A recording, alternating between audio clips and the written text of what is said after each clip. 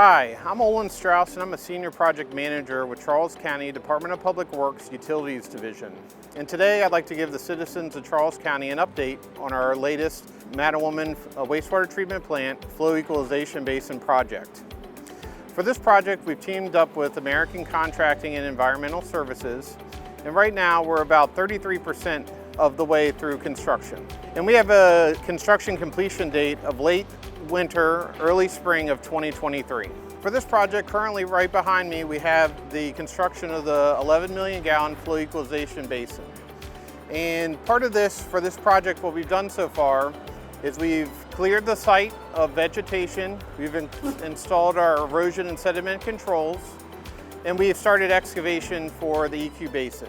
And part of that involved installing over 1,100 linear feet of shoring, as well as over 35,000 cubic yards of soil excavated. Right now, what we are doing is we're installing the stone aggregate base foundation for the EQ basin, and also starting to pour the concrete foundation and base slab. To date, we've installed approximately 9,000 tons of stone aggregate, and as well as 800 cubic yards of concrete. When this project is finished, we should have cast over 12,000 cubic yards of concrete. On this project, we're also installing a few other items. One of them is our primary clarifier effluent distribution box, which we've started installing piping for, as well as a new access road for our Mattawoman plant. The access road is actually scheduled to be paved in the next few weeks, and this should alleviate construction traffic from our main entrance to the plant and not impact our plant operations. One of the reasons we were excited to team up with ACE is because they're always thinking of ways to save the customer money. ACE proposed a few value engineering considerations which we have actually implemented on this project, and this has ultimately saved the county a couple $100,000. Currently, we're also in the process of updating our facility plan for this facility. And in that facility plan, we actually identified a few key things that we could incorporate under this project, which would ultimately save the citizens of Charles County over $500,000 in upcoming construction costs. So on this project, we've had a lot of challenges, as with all construction projects, and most notably on this project, soil conditions have been a real struggle. And just to give you an example of why this might be a struggle is the most economical way for any sewer system to be run is to allow the water to flow by gravity. And by doing that, what you need to do is build all your facilities in the lowest surrounding areas. And these areas usually have problems with high groundwater elevations as well as poor soils. So as we excavated for this structure, we've encountered quite a few struggles in this regard.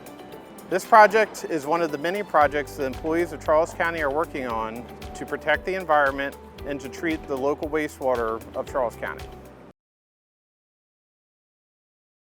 COVID has been tough, and our local economy is still recovering. This holiday, keep the cheer here and shop local in Charles County. You'll find great ideas at local shops, restaurants, and attractions. Local gifts bring cheer to more than just the recipient. They help business owners keep their doors open. They help neighbors keep their jobs, and your money stays in Charles County, keeping our economy strong. So keep the holiday cheer here and help our businesses recover. 'Tis the season. Shop local in Charles County. Applying for jobs with Charles County government is now easier and more efficient. Visit www.charlescountymd.gov for more information.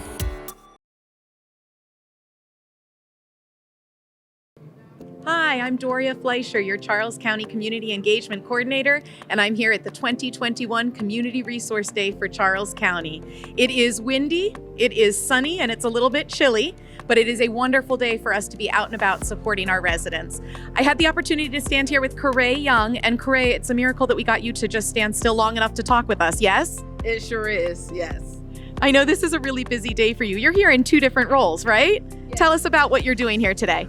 So I'm actually the Assistant Director of Lifestyles of Maryland, which is a local nonprofit here in Southern Maryland. And I'm also the chair of the Charles County Homeless and Emergency Shelter Committee, which is the sponsor of this event and the main partner. Wonderful. And tell us about Community Resource Day. What is this?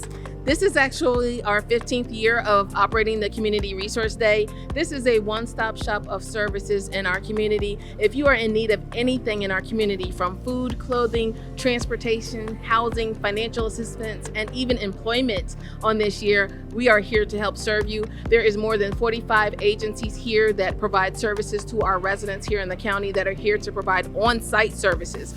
I love it. And I've been walking around and looking. You have some really cool stuff, everything from getting a haircut, getting your birth certificate. What other things? Applying for a job, yes? Yes, so this year is unique. Of course, now we have an employment services that is available in our Legends Club. So we have about 7 different employers that are doing on-site interviews and taking applications. We do have someone who's providing free haircuts and cosmetology services. Everything that's offered here today is free. So all of the services, all of the education and information, everything that's provided, our vendors are offering to our community.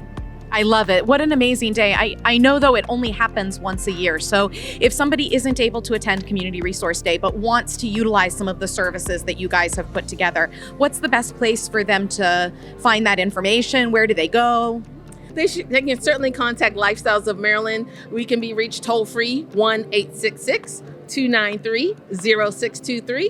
And our email is info@lifestylesofmd.org. This event is annual, and typically it does happen around the 3rd or 4th Wednesday in October. So if anyone is interested in serving as a vendor for next year, wants to volunteer, or wants services, we welcome you to participate next year. Cray, it's obvious that this event took a lot of people coming together to get this set up and funded. Tell us who sponsored this event. Yes, we certainly want to thank our sponsors and our supporters of this event, our Charles County Commissioners, Charles County Department of Community Services, Charles County Public Libraries, Southern Maryland Tri-County Community Action Committee, and our Southern Maryland Local Homeless Coalition. We could not have done this without their support and their funding. Community Resource Day would not be possible without the support of many volunteers. I'm here with 2 of them today, Dina Willett and Linda Keaton. Dina, tell us about what you are doing here today. What made you want to volunteer?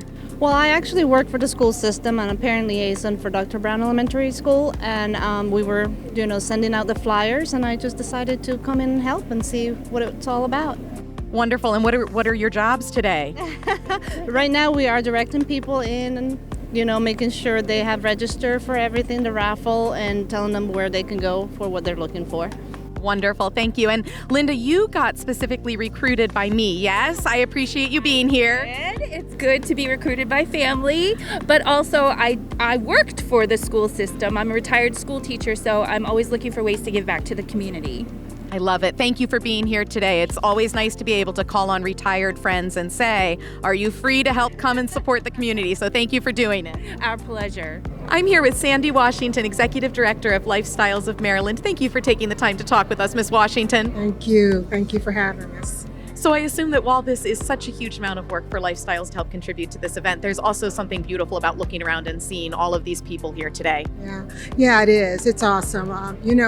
We changed the name of this event many years ago from Homeless Resource Day to Community Resource Day because we didn't want to have people that were on the brink of homelessness or in need to feel that this wasn't for them.